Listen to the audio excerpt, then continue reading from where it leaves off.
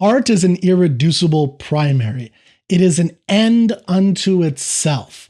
And today we are going to explore the world of Christopher Nolan's Odyssey. And by the end of this video, my goal for you is to be able to understand the internal mechanisms, the internal motor of meaning inside Christopher Nolan's movie. And I'll also tell you some philosophical disagreements, vehement ones that I actually have of the story, while still thinking that it's a great work of art and very worthy of your contemplation.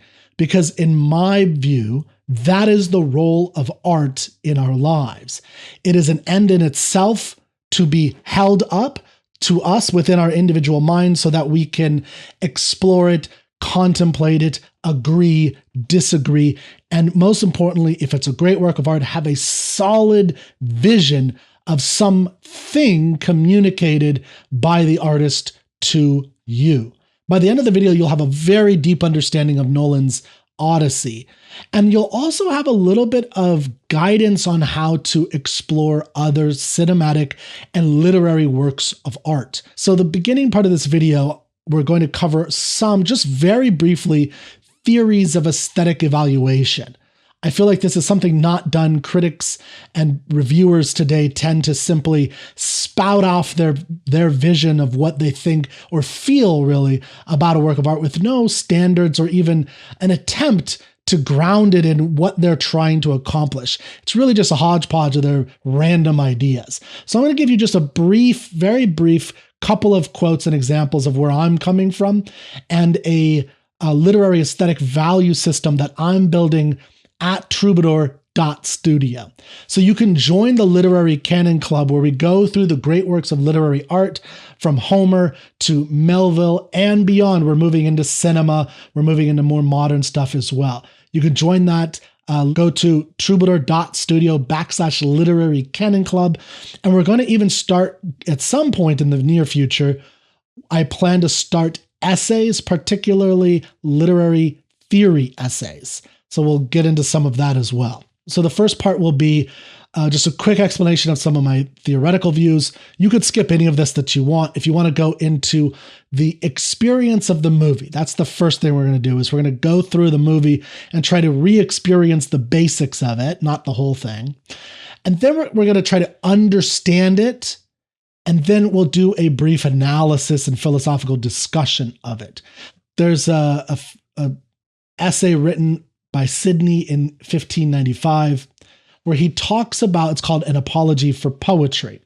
And he talks about nature never set forth the earth in so rich tapestry as various poets have done, neither with pleasant rivers, fruitful trees, sweet-smelling flowers, nor whatsoever else may make the too much loved earth more lovely, more lovely.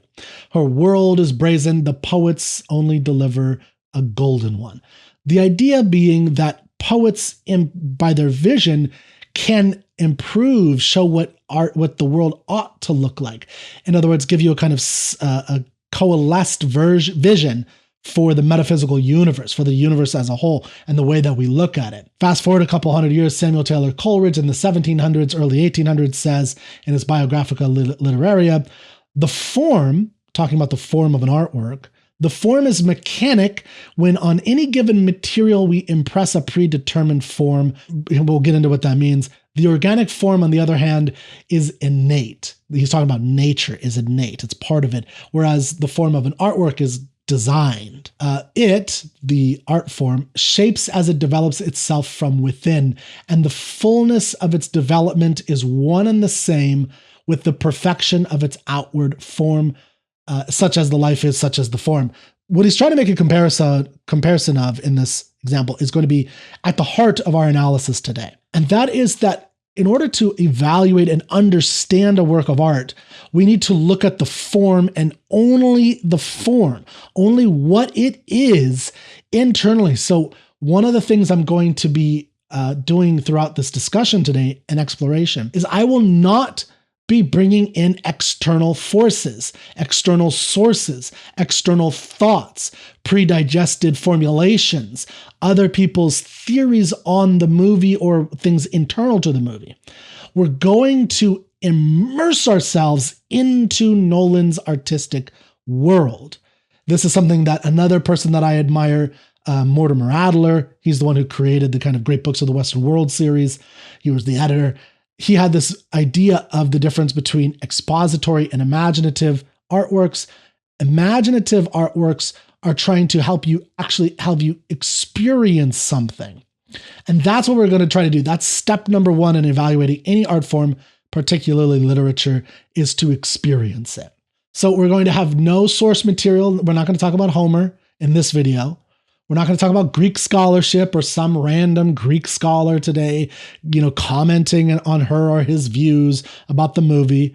We're not going to look at Nolan's other films, although that can be very enlightening to do. The film is a closed universe, and I'm going to treat it as one. And here's where a really important Coleridge phrase that you've heard is going to be very powerful and important. And that is the suspension of disbelief. Now, the full quote, which I'm going to read most of it, it's a kind of long thing, but I'm going to read a part of it, is very important if you ever actually want to be changed by, be elevated by, have a improved imaginative faculty, and really better judgment faculties, is absolutely necessary in the exploration of art. And that is the willing suspension of disbelief. One of my frustrations in exploring this particular literary cinematic art world is that so many people are doing, including reviewers and critics, are doing everything in their power to destroy your willingness to suspend disbelief. And here's the full quote from Coleridge.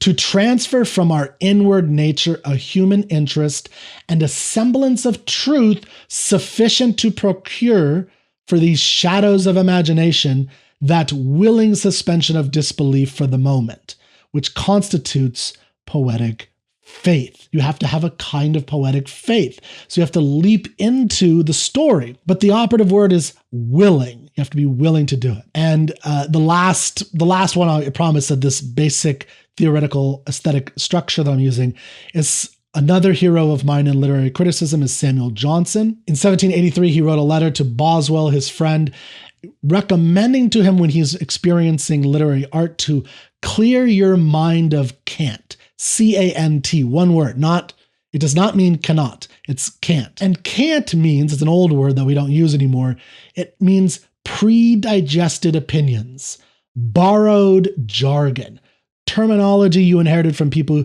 who from outside of the story. So anything you read outside of the movie itself, any YouTube video, including my own, that may have influenced you in going into the movie, clear your mind of that. Any jargon you might have picked up in school, feminism or atheism or colonialism, clear your mind of cant. Get rid of all of that. Your job when you're first encountering an artwork, it's a job that requires a lot of courage and bravery, is to strip off all of those things, this clothing the masks we put on ourselves ideologically, and go in as nakedly as possible and experience the artwork for itself. Let the artist take you where you need to go. Then later, you can judge it, criticize it, despise it even, if something happens along the way that you hate, that's all fine. But your job is to attempt to do that as best as you can. Now, I'm going to be honest, there are three things that actually served as barriers for me, I think I'm pretty good at this kind of going in naked to the movie. Not literally, but there are three things that stop me from having this willing suspension of disbelief at first. And the reason I mention them is because I consciously, during the movie, the first time I saw the movie, I've seen it twice. First time I saw the movie in IMAX in a little town called Hutto, Texas, there were three things that kind of got in the way that I had to consciously take hold of in my mind. I thought about them while I was watching the movie, and I pushed them aside. I literally said, no, I'm not going to think about this. I'm going to just look at what I have. And I'm going to talk a little bit about that. And I hope this will help you enjoy movies and art and novels and short stories and poetry and so much more in the future. So the first thing that stopped me personally, it's my own personal thing, is the internet itself. I had created videos on YouTube, on both of my YouTube channels, my reaction channels, Troubadour Reacts and Troubadour Channel. I created a series of videos, and some of my videos did not even get that many views, maybe 5, 10, 15,000 plus views, but they got hundreds and hundreds and hundreds of comments. And there are all these videos out there on the internet from a 2-minute trailer before the movie even came out with all kinds of confident opinions about the film, aesthetic judgment about armor, the dialogue, and casting choices, all kinds of things. That was all in my head. So the first thing I had to do when I went into the movie theater was I tried to shuck that aside. I took hold of it and I said, okay, I have these things. I'm going to move it aside and just let myself into Nolan's world. The second thing that did distract me was the cast itself. It is a star-studded cast, and honestly, when I first saw, people like Ellen Page, I was like, "Is that Ellen Page? What?" That kind of broke the spell a little bit at first for me, and I had to go, "Okay, you know what? It's just a spindly little Greek soldier." Yes, there were spindly soldiers. There's always weak little soldiers. So that's how I drew this character. This is not Achilles. This is just some weak little soldier left behind. And then they announced the name Sinon. And just so you know, this is not new. This happens all the time. This happened with famous actresses of the past, Sarah Bernhardt. It just happened recently. Tom Felton, who played Draco Malfoy in the Harry Potter movies, he did a Broadway stint. And there are all these videos of the first time he enters on stage almost every night, but especially the first couple times. There was thunderous applause that, it's in the middle of a scene at the beginning of the play, thunderous applause that just broke everyone's suspension of disbelief.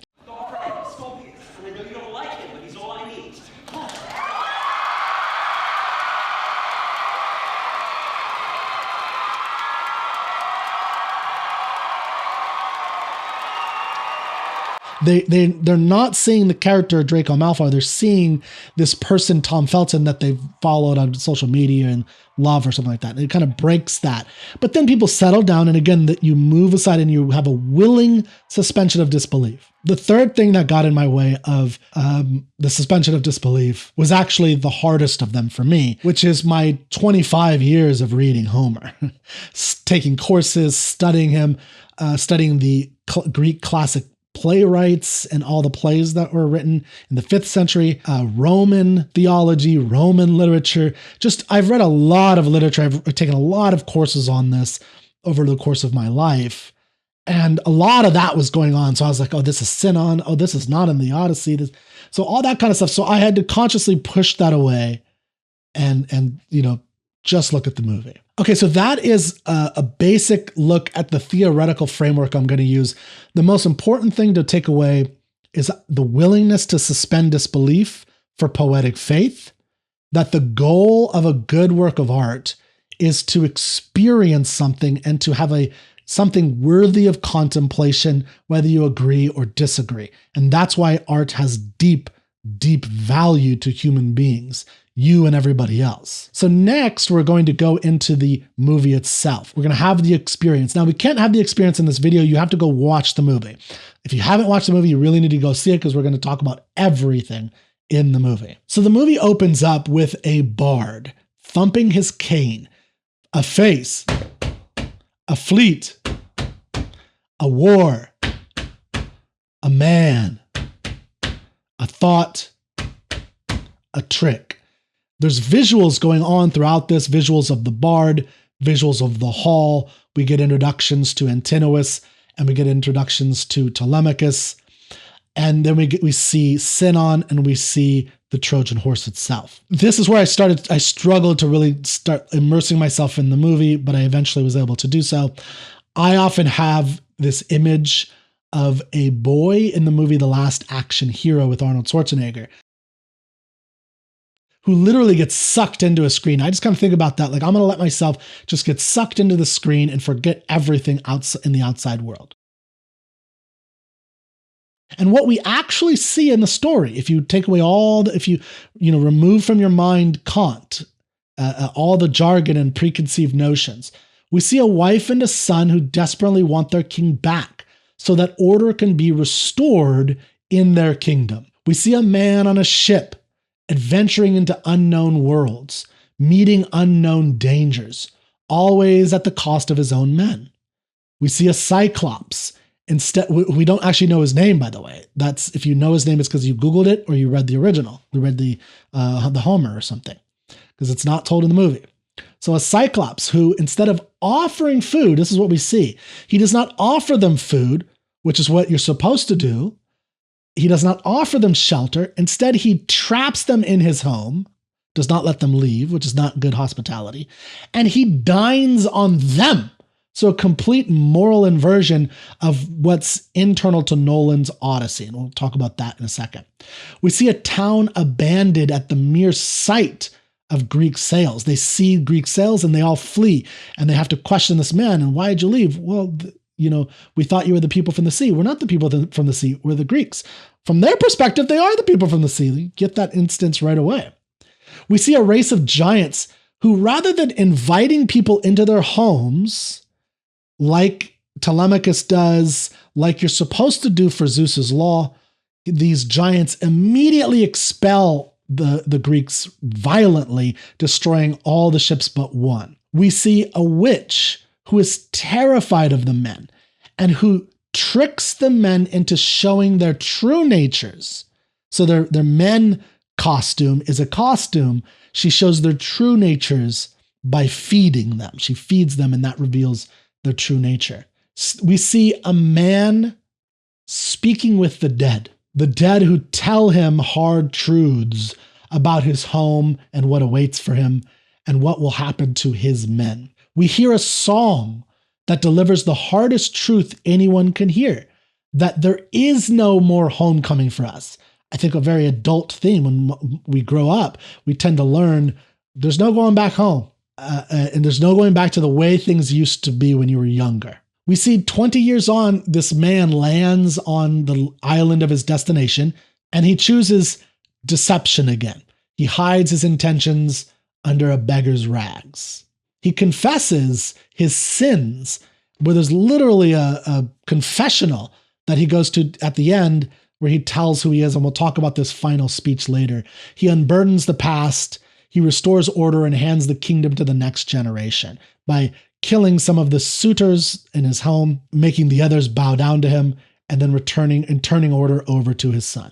Then he and his wife leave as exiles, chasing the sun. I skipped a couple things like Menelaus and Helen and Telemachus that is very relevant for the motor of the story, but I wanted to get to the essence of the whole experience, and that's just experiencing it. So now let's move into part 2, understanding it. What I just expressed, you could think of as the plot, the major events of the story, as nakedly as possible. So I tried not to have, that's Polyphemus, or that's Athena. Again, we don't know that necessarily unless it's in the movie itself. So part 2 is understanding. Once you have some kind of experience with it, and you've had a poetic leap of faith, so to speak, now you can start trying to understand. Now, understanding is not analysis. It's not debate.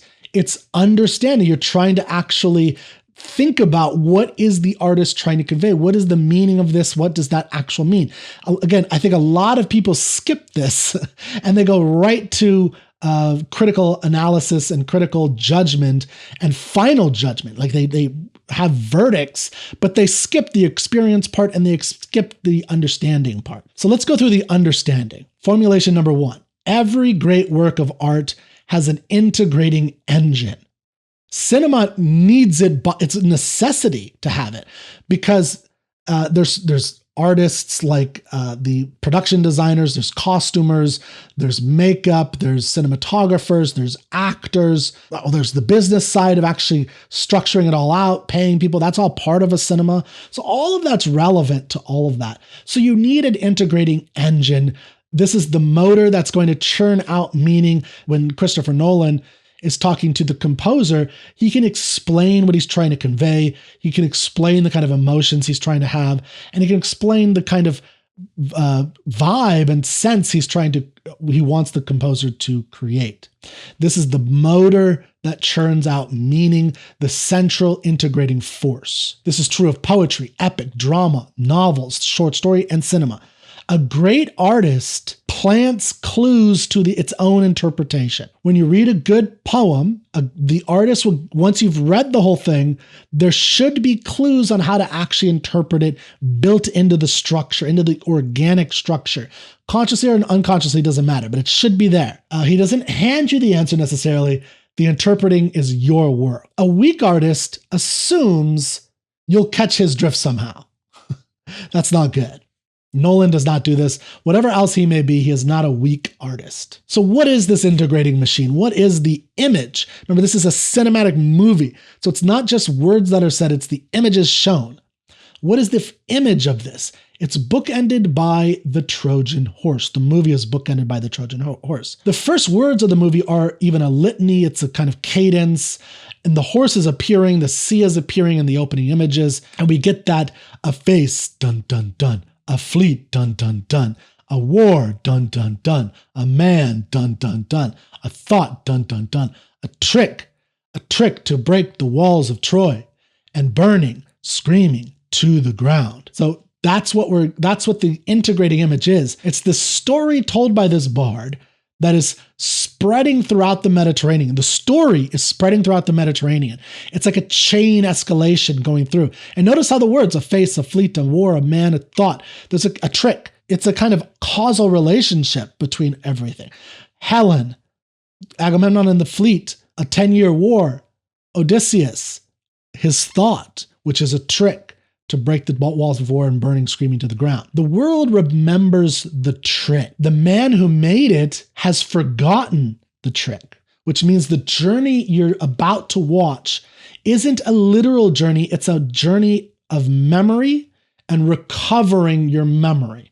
And so the adventures that Odysseus goes on that we all remember, the Cyclops and the Circe witch with the pigs and Calypso and Charybdis and Scylla, Laestrygonians, all those adventures are Odysseus telling his story as he's recovering his memory. So it's important to hold on to that. After we get all the tension and troubles in Ithaca, and Telemachus realizes he has to learn about his father in order to settle what's going on in the disordered Ithaca, he's going to travel to Menelaus and Sparta now. The movie moves us to Odysseus. Now, I think these timelines are meant to be contemporaneous. They're equal to each other. We're going to get 20 years behind that, but Telemachus on Ithaca and Odysseus on Calypso's island are at the same time. Images over words. Remember, this is cinema. This is moving pictures. This is not a novel. So what do we see? We see Odysseus kind of blindly wandering the beaches, talking to some figure. You don't know who this figure is. You shouldn't, because we're going in blind. And we find out that it's some woman of his imagination. What is Odysseus doing? He's picking up random pieces of wood off the beach. We don't know what that is right now. Now, we do find out later that they are the remnants of his ship. But right now, we just see him picking up random pieces of wood. And we see this woman that he's talking to. She disappears when Calypso appears, so we get the sense that she is either a figment of his imagination or some supernatural entity. And the first thing she really asks him is, don't you want to remember? So memory, again, is a key theme here. He deflects into a kind of theology, and he says, why don't the gods speak in ways men can understand? And the woman's answer is, roughly paraphrasing, who doesn't understand thunder? Who doesn't understand a storm or a child's pain? In other words, natural order of things is the God speaking to you. Now, the question at the core of the movie at the beginning is, one, what has caused the disappearance and disorder in Ithaca? And two, what is the answer to this question of, don't you want to remember? Keep that in mind. Don't you want to remember? That's the whole point. Now, we discover that the reason he's not remembering is that he's being fed by Calypso a flower that makes him forget, which is called the lotus flower. Now, after 7 years, she is asking him to tell her his story. He begins to remember slowly.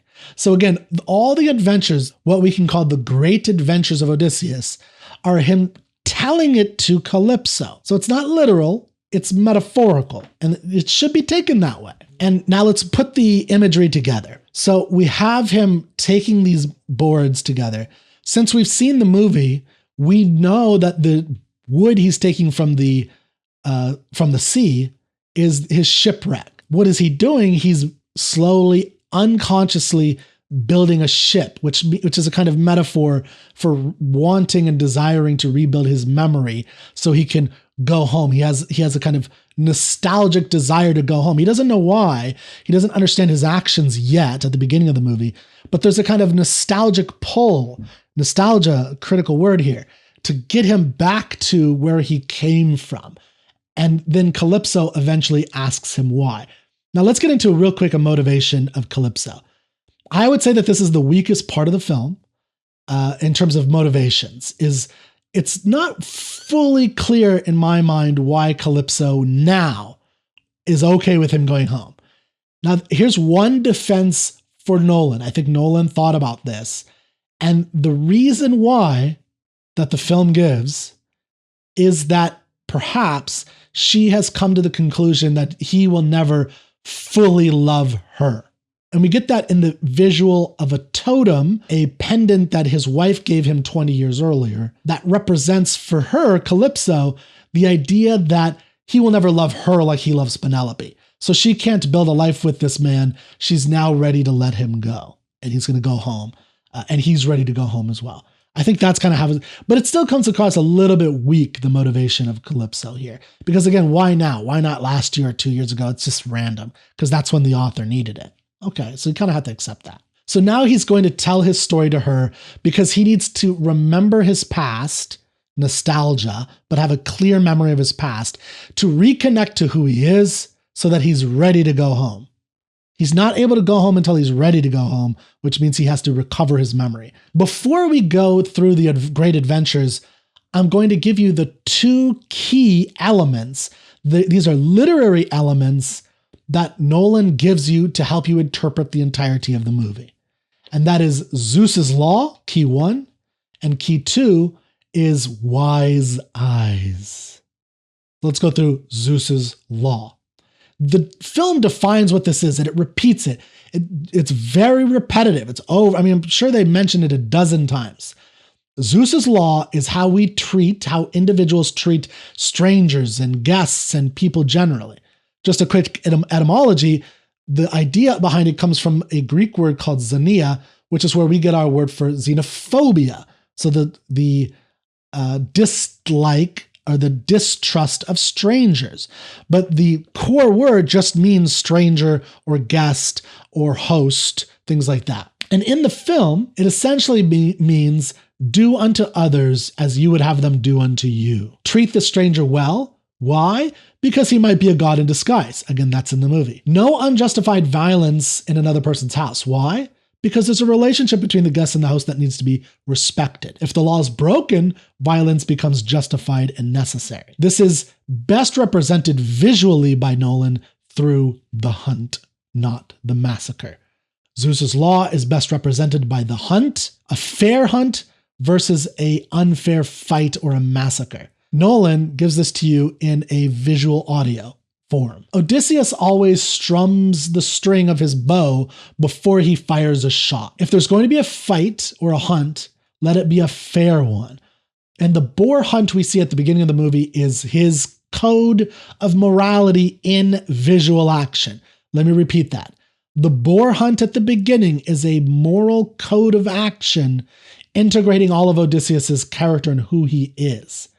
The warning that he gives the boar costs him a lot. So there is pain part of his code. To have this fair fight code means you might get hurt or even die. It might be the end of you. Eumaeus the swineherd even mentions this. The animal maims his leg and leaves the scar. That's what happens when he does the boar hunt, but he strums it so it makes the boar aware of the hunt. It charges him. Odysseus is still able to shoot the boar, but he doesn't kill it right away, and it skewers his leg. He's wounded by his own code, but he keeps the code anyway because he believes in it that much. Okay, now let's talk about wise eyes. In other words, seeing gods everywhere and seeing their influence, more importantly, everywhere. That's best represented by the philosophy of Telemachus. He wants a savior. He wants help from outside of himself. A savior, a god, a returning father. Odysseus flat out denies this whole approach that his men, Odysseus's sailors, and Telemachus represent. And what Odysseus says, this is a direct quote from Odysseus, "The gods help those who help themselves." So the important influence of the world is what you can do. It's your own actions that matter in the world, not some divine external force. That is irrelevant. And if they are going to assist you, it's only the only ones they will assist are the ones who help themselves. And we know that Odysseus is the only one who gets home alive from his men. And this is what Telemachus has to learn by the end of the movie. Okay, now let's go through the great adventure. So we have these two things to kind of help us interpret everything. The adventure, remember, is metaphorical, not literal. He's telling a story and recovering his memory. So he's building the ship in his mind. The ship that he's building on the beach is a kind of visual metaphor for building the memory of his past in his mind so he can go on a journey. A nostos is what the Greeks called it, which is homecoming or return home, where we get the word nostalgia. What the travel in Nolan's Odyssey gives us is a visual understanding of what the world has become after the Trojan Horse trick. It is a visual explanation of who the men, the soldiers that Odysseus took with him to war, who they truly are. And third, an internal look at Odysseus's own inner soul and the corruption therein. All of this consequences of the Trojan horse trick. The trick is, and the horse is the visual metaphor within the whole story. So let's go through this. The world. This is not going to be necessarily an order of the adventure. But in the world, we get the Cyclops. The Cyclops represents, metaphorically, the Cyclops represents primitive man. Notice he's a shepherd, living pre-law, any kind of law between other men. And he's a monster. And he is literally, hospitality or Zeus's law reversed. He is everything reversed about it. What are you supposed to do in Zeus's law if you're a host? You offer food. You bathe your guest. You treat them kindly. You offer them somewhere to sleep. And of course, a good host would let their guest go whenever they want to go. This host, the Cyclops, does not feed the guests. He dines on them. Again, a reversal of Zeus's law. Now, Odysseus firing an arrow at this already blinded enemy is very interesting in Nolan's story here. What we see is, this is early on in his adventures, my explanation for this random seemingly firing of the arrow, which leads the monster to chase them into the ocean, to kill a few more men. So there are consequences to this, is that it is vengeance by Odysseus for his own code being broken. So again, he didn't act like a good host. So he's really angry. He has an impetuous moment of desire for vengeance and he shoots this person. But there are consequences. He still hasn't learned the lesson yet of what he's going to learn later. Out in the world, again, we're understanding what is the consequences of the Trojan horse out in the world. So first, as we get a vision of this primitive pre-law man who does not obey Zeus's law. In fact, he reverses it. Then we get an interesting image of just the Greek soldiers under Odysseus. I don't think Odysseus is even in this scene, where they come up upon a abandoned town. And it's a settlement that's been emptied at the very site of Greek sails. And the man that's left in the town says, well, they all left because they saw the murderous people from the sea, which is another imagery of the movie, is this background terror of these murderous people of the sea that are destroying civilization. The second in command of Odysseus says, we're not the people from the sea, we're the Greeks. That is an important moment, because from the perspective of the townspeople who are seeing, their own town being burned by the Greeks, they are the people from the sea. And you get that sense even when the first time watching the movie. Now, another example is the giants. So this is the Lystrogonians. These are the big guys in armor and silver armor. They are living outside of Zeus's law. So they're not ignorant of it necessarily. They're completely refusing it. They are best represented by the word xenophobia, right? So think about civilizations or states that without even thinking about who you are as an individual, they just repel you with utter violence. So they repel rather than invite. Zeus's law says to invite men and to trust them. And it's these giants that end up killing almost all of Odysseus's men except for one ship and one crew. Odysseus's men blame his shooting of the giant in the eye for all that's going wrong. That Athena and Poseidon are against them, and that's why they're being punished. Odysseus is starting to suspect something else is going on. Remember his theology. His theology is that the gods help those who help themselves. So in other words, the gods do not directly interfere in our lives. They might support or detract from things. It's our actions which have real precedent and consequence. Now, let's get into a little bit of understanding who the men are. So we saw this with the abandoned town, which sees them as the people from the sea.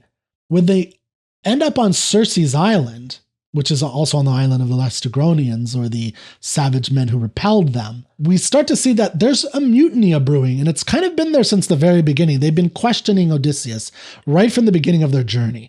So he does not have full control over them. He's not a dictator. On Circe's island, we see someone who lives inside the law in a sense, but she reveals their true nature of the men. So she does the thing you're supposed to do with the law. She invites them in.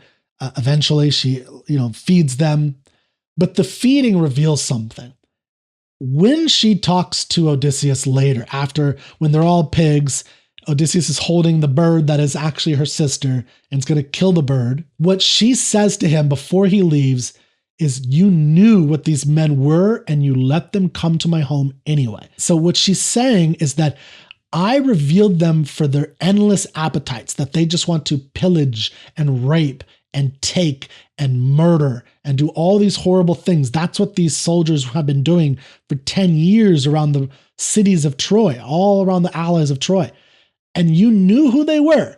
Again, we had that visual of the abandoned town being burned to the ground. And we know that Troy, since we've seen the movie, we know what they did at Troy. So she says, you know who they are and you let them come to a woman's house by themselves. This is the darkened version of wise eyes. Remember that there are gods everywhere. Maybe there's a god under a beggar's rags. That's the idea. So you have beggar's rags. You don't want to judge that. We want to see maybe there's something else underneath those rags. This is an inversion of that. We see soldiers and their armor. Notice how she tells them visually, put aside your armor. That's the external thing they put forth, but what's under it is not a god. What's under it is swine, piggishness, the evil appetites the endless appetites of the men. Next, we get Scylla and Charybdis, which I think is the measure of Odysseus's resolve to try to save at least some of his men, at the cost, as always, of their trust. Lastly, with the men themselves and understanding the men, we get the cattle of the sun. That's Apollo's cattle. He tells them their destiny and they ignore him anyway, which again shows that the idea is that the gods don't really control things. It's your self-destructive nature. It's not the gods doing everything. It's your own appetite. This is what Tiresias already told Odysseus in the land of the dead. Now let's finally go to the man, Odysseus. When he journeys to the dead, there are hard truths about his home that he learns, about what waits for him and the fate of his men. Hard truths that he tries to ignore. He learns about Sinon and Antinous. That is the young man, Sinon, who took the lot to go to war from Antinous under the pretense that Antinous would take care of Sinon's father. But Sinon, now in Hades, does not see that this has happened. He met his father who died in poverty and realizes that nothing that Antinous was supposed to do actually happened. So there again was a kind of lie, another visual totem by this little lot. Piece of wood. Then we get Agamemnon, who explains the danger of homecomings. Agamemnon is a man destroyed by a crime he committed before the war. Notice at the beginning of the movie when Penelope and Odysseus are in bed before Agamemnon comes to their home to call them to war, she calls what Agamemnon does monstrous. So who's the real monster? Is it Circe? Is it Scylla and Charybdis? Is it the Laestrygonians? Is it the Cyclops? Or is it a man who sacrifices his own daughter as a measure of resolve for his desire to go to a trade war? And that's what this war is identified as in the film. Helen is a story that's being told, like many stories, to inspire men to kind of fight for them. But really, it's about trade war. Then there are the Sirens, unwanted self-knowledge. Now, I'm going to read to you a little bit about what he says when he's asked what they're singing. They sung to him of all the things you wanted to be, and then all the things you wished you never wished for. It was a delicious itch you wanted to scratch, but you find it under the skin and you can't reach it. So the delicious itch becomes unbearable. It told you what you most want is what you most can't have, and what you most can't have is what you already lost. It was a song of all the promises I failed to keep, and it told me I don't really want to go home. It's a very powerful moment in the movie, and it's his internal realization that he does not want to go home. And the question is, why? Remember that question from the beginning of the movie, from the figment of his imagination. This is Athena or Zendaya, which is, don't you want to remember? And we learn toward the end in the Siren song, and it told me I don't really want to go home. So he's actively wanting to forget. And the question now is, why? What is causing this? Now, after crashing on shore of Calypso, which is a kind of stopping place, not a destination. It's a purgatory kind of place. He can't leave because deep down he doesn't want to. Calypso lets him go when she sees the pendant and understands she will never be his home because he already has one. So what this adventure has kind of revealed to him on his years of adventure before Calypso's island, where he now wants to forget everything, is that he finds a world with no law in it anymore, that the agreement between men has been broken, and this has shattered that agreement across the entirety of the known world. And he looks at his men and sees no law in them either. And then he goes among the dead to find out where this went, and he discovers Agamemnon's crime and the consequences, which again helps him to realize what he's done, which he didn't fully know. I don't think, so my evaluation of Odysseus is that while planning the Trojan horse, he didn't really know what the full consequences of it would be. He was focused on ending the war, or more specifically, on returning home to his wife, his kid, and Ithaca. Lastly, for the story itself, this is Act 3. He finally lands at home. Remember, Ithaca is in disorder. Telemachus is being goaded into a fight because the suitors want some kind of pretext to kill him.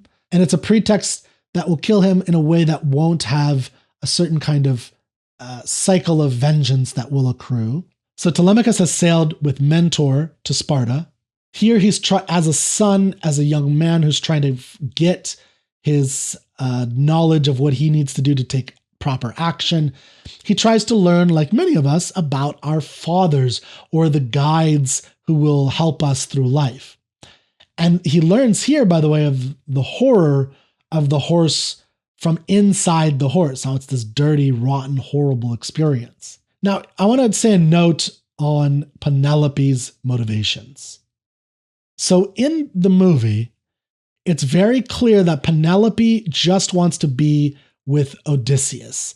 She slaps him when he suggests that she marry somebody else when Telemachus is of age. Now, if you watch all the elements of the movie in the real-time era, so when Telemachus is basically a man, or he's almost a man as an adult, when you see all of those scenes, if you think about it from the perspective of she does not want to admit Telemachus is a man, because when he is, that means she has to let go of Odysseus. That's the promise she made before Odysseus left for Troy, as he said, When Telemachus is a man, I need you to remarry. She slaps him. It's part of the conflict she has is that she does not want her son to be a man, because that means she has to remarry and give up on the man she loves. Now, there are metaphorical meanings to this. I think many mothers don't want to admit that their children are grown up. It's a kind of letting go that's very difficult. But she has to, because Ithaca needs a king. The people from the sea are raiding. Only a king can raise an army. And this is where there's a tension and a conflict in the story, that there needs to be a king, but she doesn't want to let go. She doesn't want to finish the burial shroud because this means she has to let go. She doesn't want to. Odysseus comes home in disguise, not as a god, but as the king returned, as the returning king. He is recognized eventually by Argus, the dog, his hunting dog. Again, remember the beauty of this. So what does the hunt represent? It represents Zeus's law. So this is Zeus's law hanging on for dear life, and it dies at the end. It is recognition. Telemachus recognizes him, which means he recognizes a kind of restoring of the moral order. Penelope possibly recognizes him. I think she actually suspects, but isn't certain. And that's why she does the test. The test is for him as well as for the suitors. It's more to see if he is the right one. And if he's finally the man, Odysseus come home. And the last thing is there's a violent ending to the suitors, and it is Odysseus harming the suitors and killing some of them, not all of them, in order to create and restore order, in order to pass it on to his son, Telemachus, who does finally take his own initiative, fights off and kills a man as necessary so that he can give the sword to his father in a great scene that always brought chills to my body when I saw it even a second time, where he drops the swords and he says, "Here, Dad." And I love that line because it's, him as a boy connecting to his father. So that's the basics of the story. And I try to give you an understanding of how to understand the mechanisms that Nolan is clearly showing you. Now let's go into the analysis. So what I've just done is kind of an overview of the plot with some meaning integrated into it. There's a lot more meaning you can take out of all of this. Every scene, every line could be brought, you could have understanding of what Nolan is trying to convey. And it's important. That's one of the deep values of returning to great art, is that you'll see even more. I tried to give you, without going into 6-hour discussion of every line and every element, try to give you some of the fundamental engine. You can now take that for so many things, like the music. If you pay attention to how the music occurs during each of the different scenes, during different motivations of different characters, again, the easiest example of this is the plucking of the string of the bow, which has been visually and auditorially presented to us throughout the story to represent Zeus's law and Odysseus's law, which is Zeus's. And now once he does that at the end, after he strings the bow, it is a return of moral order, all coalesced into a single image and a single sound. Very beautifully done. So now let's move into a philosophical analysis. And this is the last part. Essentially, this is a story about a man splitting the world open with his own creative ingenuity and his own device. As Troy burns, so the world entire burns. And he says this in his speech. So he finally returns home. He's finally capable of returning home because he knows and he has accepted that he's going to give that moral order to his son and then leave off into the setting suns or die. But he has accepted that the bright world of the past is gone and it's not coming back. And this is also reflected in Penelope's final big speech to her son Telemachus. Now, the claim by Nolan, I think, within his story, is that a hero's actions lead inevitably to catastrophic destruction. I don't see another way you can fully take it. The best part of Odysseus, his mind, is an engine of monumental change and monumental ruin. Now, he didn't choose the war. He chose the trick, though. He unleashed it to get home to his wife without considering what it would do. He considers that only after he sees the results. this leads to what I think is essentially the climax of the story, which you could think of as more than just the bow, which is kind of part two of the climax. I think the climax is the speech he gives, the confession he gives, which kind of sheds light on all the action that has happened before. And then, of course, the result of that is he's ready to string the bow, ready to restore order in the town or in the city. So I'm going to read this speech by him. He says, again, the confessional thing is really visually interesting. It's like a Catholic confessional. I don't know any other way to see that scene. And he's talking to Penelope. She may or may not know who he is. He says, quote, "What if the Odysseus you knew lost his way? What if, one night in a strange city, he saw things that made him think the home he knew couldn't possibly be there anymore? What if when he left the belly of the horse and opened the gates of Troy, he saw 10 years of rage pour into that city in one night? We left them a gift, an offering of peace that they took into their home. We violated all that's ever sacred between people. It turned a fight into a hunt. To burn the walls of Troy was to burn the world entire, including his own home. What if he knew that very night, as he walked through fires, anarchy, and pain, and in a days of sweaty celebrations that follow, what if he knew exactly what he'd done?" Penelope says. "What all of you had done," Odysseus says. "One man's idea, one man's trick to break Zeus's law forever. We lived in a world of palaces and trade, language, blind to its beauty, until we broke it." Penelope then says, "You are the people from the sea." Odysseus says, "Yes, my queen. The breaking of Zeus's law, spreading like plague. Our age of bronze is collapsing. And maybe he couldn't bear to see the ruins of what he'd done anywhere, least of all his home." So again, when you think about earlier, the Athena line, "Don't you want to remember?" He says, breaking of Zeus's law, spreading like plague. Our age of bronze is collapsing, and maybe he couldn't bear to see the ruins of what he'd done. And that's why he creates this whole world of a metaphor, and that's why he starts to forget. He doesn't want to remember. And the final beautiful imagery of this, and again, going to the brilliance of Nolan's visual, cinematic, literary creation, is the revelation that the image, the consciousness, the woman that's been appearing in his mind throughout the whole story is actually a priestess of Athena who was murdered by his men before the sacred altar of Athena after they also cut off its head. We see this young priestess, her arms held back in an uncomfortable position. She's looking up as though she's looking up at him, crying, and then we get a shot of a man bringing down his sword upon her head, simultaneously cutting off the stone head of Athena, which again represents the destruction of moral order. And the imagery of his consciousness now takes on different meaning. That it is Athena in a sense. It is the gods. And remember at the beginning when he says, "Why don't the gods speak in ways men can understand?" And she says things like, "Who doesn't understand a child's pain? Don't you want to remember?"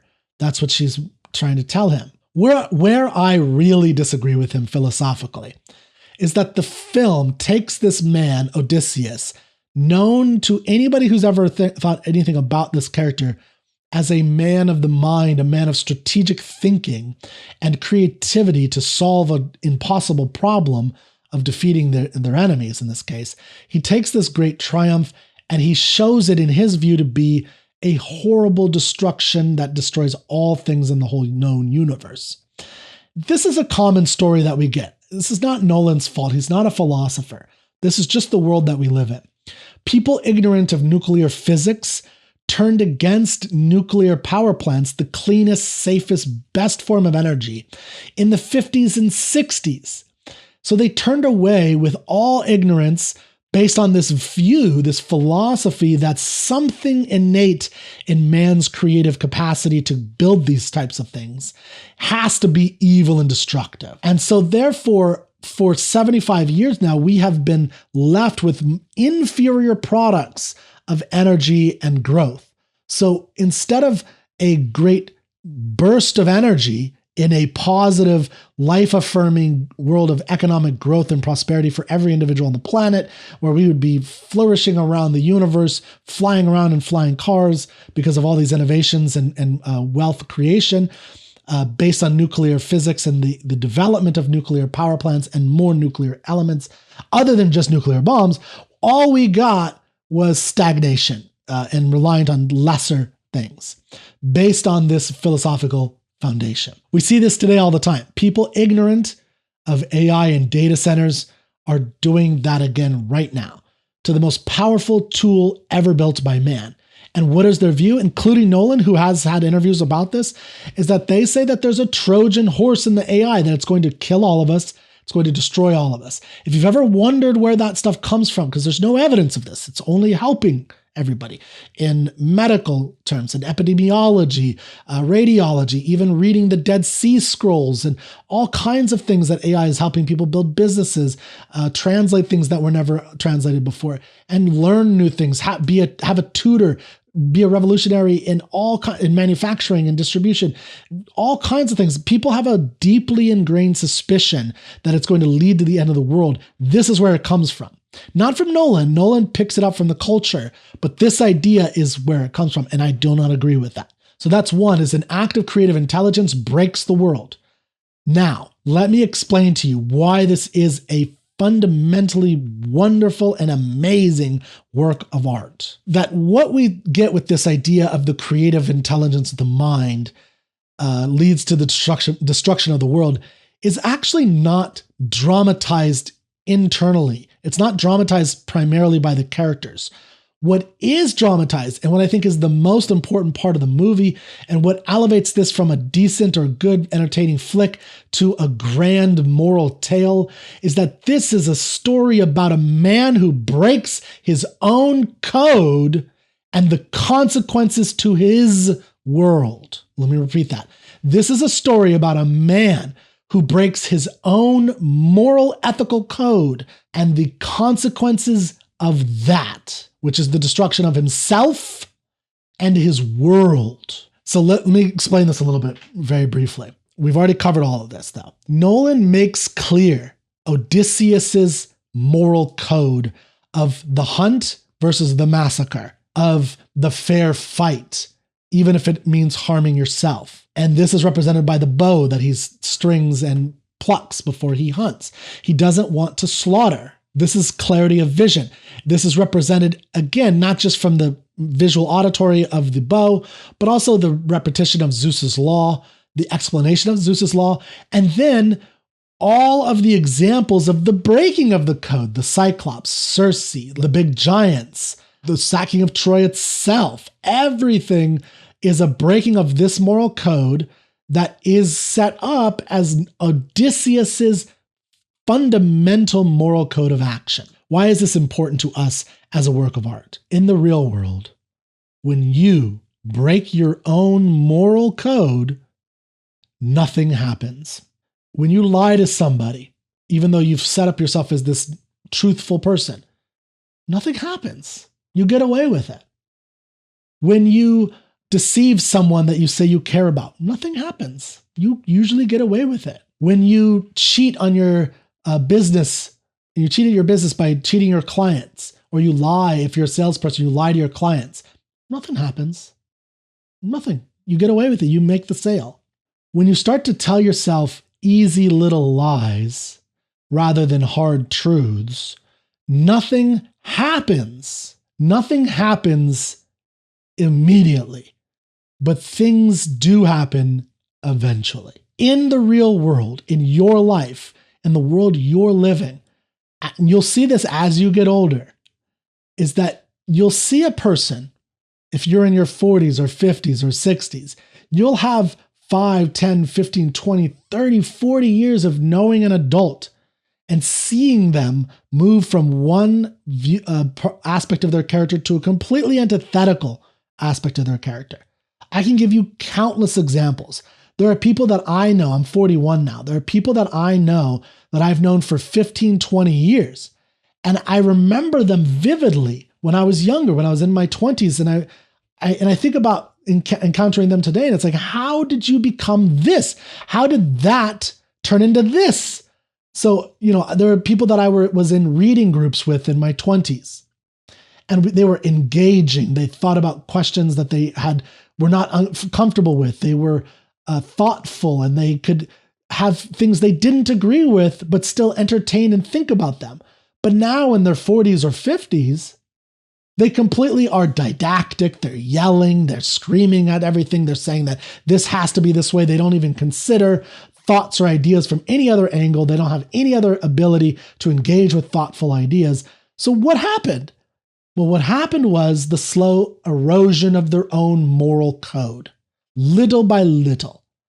Now, in real world, you can't get a sense for that change, but in art, you coalesce it in an image right before your eyes. That is why art, as Aristotle said, is of philosophical greater significance than history, because it shows you what ought to be. So you will never get a visual image of a man who breaks his own code and the consequences therein in so solid a form as you do in Nolan's Odyssey. What Nolan's Odyssey provides for you is that vision that you can hold in your mind's eye, embedded into your brain, into your skull, whenever you think about lying or betraying yourself or deceiving somebody or acting improper at work so that you can get ahead, careerism, I want to be more of a career person.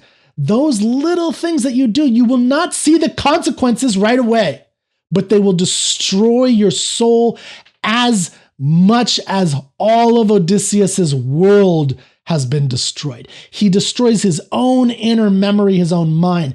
All of his men are killed by various means, and he can no longer go home. His homecoming is destroyed, all because he broke his own moral code with the trick. And this has all been beautifully established as a tapestry, perfectly interwoven by a brilliant artist, Christopher Nolan. And that's why this is valuable, to engage with the work of art, even if there are things about it that you do not agree with, is because a great artist will give you a visual image or some kind of fully engaged image that you can hold in your heart, in your mind, as you move forward in this chaotic world where you don't understand what's going on. You don't know the consequences of your actions, of the tiniest little fib, the tiniest little bending of something, or the action that seems innocuous in the near term. And that has catastrophic consequences.